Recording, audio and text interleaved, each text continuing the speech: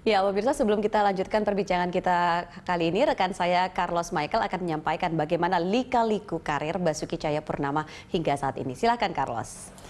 Iya, terima kasih Ami dan juga pemirsa. Basuki Cahayapurnama yang kini ingin lebih dipanggil BTP. Ini mulai banyak diperbincangkan publik setelah dirinya bersama Joko Widodo maju dalam pemilihan Gubernur DKI Jakarta pada tahun 2012 silam. Namun pada tahun 2016 lalu, BTP tersandung kasus penistaan agama yang membuatnya harus mendekam di penjara selama hampir 2 tahun lamanya. Kita lihat seperti apa lika-liku karir Ahok berikut ini. Saya akan menampilkan sejumlah catatan dari Litbang Berita 1, ini 2004-2005. Basuki Cahayapurnama menjadi anggota DPRD Kabupaten Belitung Timur periode 2004-2009. 7 bulan menjabat, BTP memenangi pemilihan Bupati Belitung Timur periode 2005-2010. Lalu pada 2009, BTP menjadi anggota DPR periode 2009-2014 dari Partai Golkar. 15 Oktober 2012, Basuki Cahayapurnama dilantik menjadi Wakil Gubernur DKI Jakarta, mendampingi Joko Widodo untuk periode 2012-2017. Selanjutnya, karir Ahok berlanjut pada September 2016, diusung oleh PDIP dalam Pilgub DKI Jakarta periode 2017-2022 bersama Jarod Saiful Hidayat. 26 September 2016, ini menjadi babak awal dari perjalanan BTP yang kemudian nantinya berkonsekuensi pada proses hukum nantinya. Ini dia, BTP kunjungi Kepulauan Seribu untuk melakukan sosialisasi program budidaya ikan kerapu. Waktu itu BTP berpidato dan menyinggung surat Al-Maidah ayat 51 yang videonya kemudian diunggah ke akun resmi Pemprov DKI Jakarta. 6 Oktober 2016, potongan video BTP singgung surat Al-Maidah ini viral di media sosial melalui akun Facebook seseorang bernama Buniyani. Perjalanan berikutnya dari seorang BTP 7 Oktober 2016, Novel Haidir Hasan melaporkan BTP karena diduga melakukan penistaan agama. Lalu pada 10 Oktober, BTP meminta maaf atas pernyataannya di Kepulauan Seribu. 16 November 2016, Basuki Cahayapurnama resmi ditetapkan sebagai tersangka oleh Polri.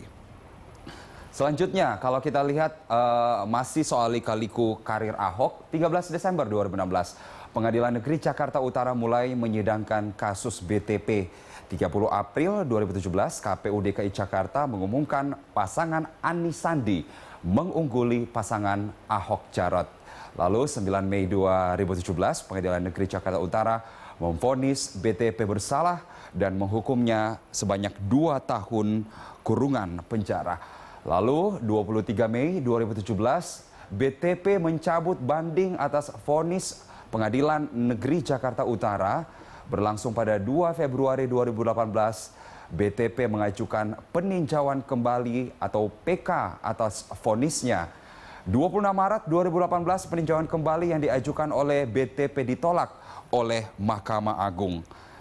Selanjutnya, di 11 Juli 2018, Basuki Cahayapurnama menolak kesempatan untuk bebas bersyarat pada bulan Agustus. Berlanjut pada 16 Agustus 2018, BTP menerbitkan buku Kebijakan Ahok.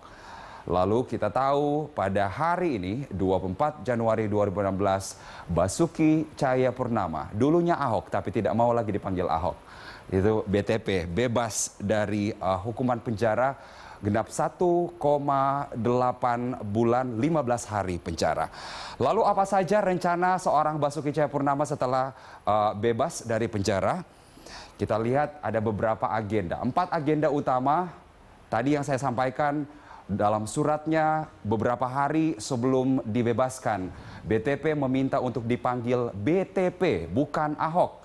Lalu berencana menemui Mary Ruslani Hugeng dan juga kemudian diagendakan menjadi narasumber di luar negeri. Dan agenda keempat ini yang banyak ditanya oleh publik, apakah betul Basuki Cahayapurnama akan menikah lagi?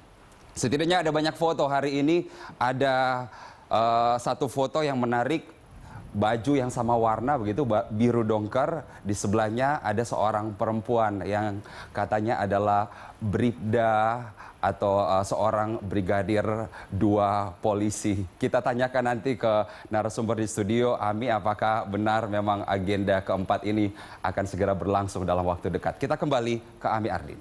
Ya, terima kasih Carlos. Dan tadi pertanyaan Carlos juga ini sebenarnya sebelum kita lanjutkan lagi, ini juga ingin saya tanyakan, apakah dari Bu Susi atau Pak Andreas sudah ada yang terima undangan? Katanya Februari ini. Pak Andreas sekali. Pak Andreas sudah terima undangan belum, Pak?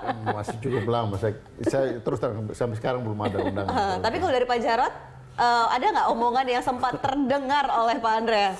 Ya, saya secara bercanda saya sampaikan ke Mas Jarod, saya bilang ya kalau Pak Ahok menikah lagi, Pak BTP menikah lagi, mungkin ya Pak Jarod jadi wali nikahnya. Jadi wali nikah ya? Calon kuat untuk wali nikahnya gitu. Kalau dari Bu Susi, kalau dari teman Ahok itu juga sudah mendengar kabar ini belum? Kan tadi katanya ketika ada foto yang beredar bahwa mereka menggunakan baju yang sama seperti itu. Jangan-jangan sebenarnya dari teman Ahok juga sudah dapat undangan? Enggak lah, isunya sudah lama, tapi infonya sama aja seperti teman-teman lain. Kita nggak ada info yang lebih jauh dari itu gitu. Ya hanya sekedar isu. Kalau faktanya nanti gimana ya kita tunggu aja gitu ya. Tapi setuju nggak nih? Kalau kan biasanya kan kalau misalnya seorang tokoh itu kan juga biasanya pendukungnya itu pasti ini loh. Jadi kayak ikut apa ya? Ikut concern juga, emosional juga terhadap pilihan, termasuk juga pilihan pasangan hidup. Kalau dari teman Ahok setuju nggak dengan sosok wanita yang saat ini dikabarkan dekat? Saya pikir itu hak pribadi Ahok ya, kita jangan masuk sampai ke sana karena pasti kalau memang keputusan BTP untuk memilih pasangan hidupnya siapa itu pasti dengan pertimbangan matang dan juga atas masukan pihak keluarga. Jadi kita sebagai pendukung jangan ikut terlalu jauh. Gitu. Yang pastinya kalau memang itu kabar bahagia kita juga ikut bahagia. Pasti. Oke. Nah ini kita akan lanjutkan lagi. Oke, tadi si Pak Andre tadi sempat mengatakan bahwa hal-hal yang saat ini Ahok bukan orang yang lemah seperti itu. Tetapi kalau melihat kan tidak sedikit juga orang-orang mungkin yang berseberangan dengan Ahok, bahkan ada yang mungkin tidak menginginkan Ahok itu kembali terjun ke dunia politik. Apakah Ahok ada kemungkinan akan kapok atau bagaimana? Kalau saya lihat ya karakter tipenya Pak Ahok itu bukan orang yang Ahok itu pemberani. Dan dia juga saking berani sama kayak sering kali berseberangan dengan orang-orang. Dan di politik itu kita tidak bisa berharap semua orang setuju dengan kita gitu. Bahwa ada orang yang beda pendapat dan kita itu hal yang biasa gitu. Dan saya tahu bahwa Ahok itu tadi yang saya bilang tahan uji gitu. Dia sudah lulus dalam satu ujian yang berat gitu. Dan kalaupun dia memutuskan tetap di politik atau tetap di dunia politik. Ya kalau kita lihat dari perjalanan karirnya Pak Ahok di samping sebagai pengusaha, yang mungkin juga ya cukup sukses, tapi beliau mempunyai karir politik sejak 2004 secara kontinu di dalam dunia politik itu. Sehingga ya bisa jadi dia memutuskan tetap di dunia politik, tapi kalau menurut saya kalau dia tidak di dunia politik itu bukan karena kapok. Itu bukan karena kapok. Bukan karena kapok. Gitu. Mungkin dia punya pilihan lain gitu kan. Nah, kalau sekarang ini kan sebentar lagi akan Pilpres 2019 dan juga Pileg. Kita tahu Ahok udah tidak mungkin akan maju sebagai caleg karena sekarang juga belum jelas akan seperti apa. Tetapi apakah kalau dari pandangan Pak Andreas sendiri, PDI Perjuangan dan juga Pak Jokowi ya sebagai salah satu orang yang mungkin cukup dekat dengan Ahok itu membutuhkan sosok Ahok? Ahok itu, di Pilpres 2019. Ya artinya Ahok itu tahu apa yang dia lakukan terbaik untuk kawannya. Saya yakin itu. Dan dia, ya kalaupun dia mungkin dengan caranya gitu. Artinya kita lebih melihat bagaimana Ahok akan lakukan di dalam beberapa hari ke depan ini.